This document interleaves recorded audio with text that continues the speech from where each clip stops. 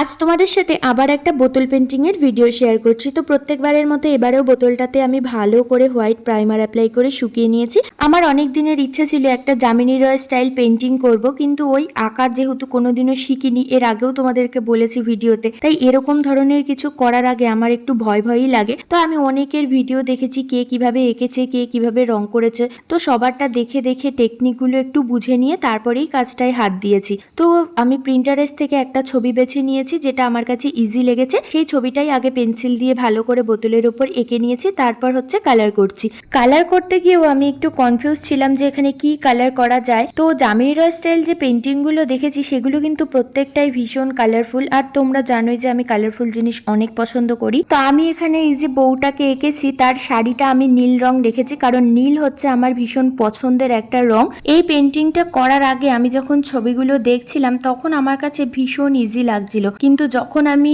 ড্রয়িংটা করতে বসেছি তখন বুঝতে পেরেছি যে এটা আসলেও অতটা ইজি নয়। যারা আঁকতে জানে, যাদের হাত একদম পাকা হয়ে গেছে, তাদের পক্ষে হয়তো ইজি লাগবে, কিন্তু আমরা যারা আঁকতে জানি না, একদমই ফার্স্ট টাইম করছি, তাদের জন্য কিন্তু অতটাও সহজ নয়। তো যাই হোক, যেরকম ডিজাইন করা ছিল ছবিটাই আমি সেরকম একের পর এক ডিজাইন করে নিয়েছি।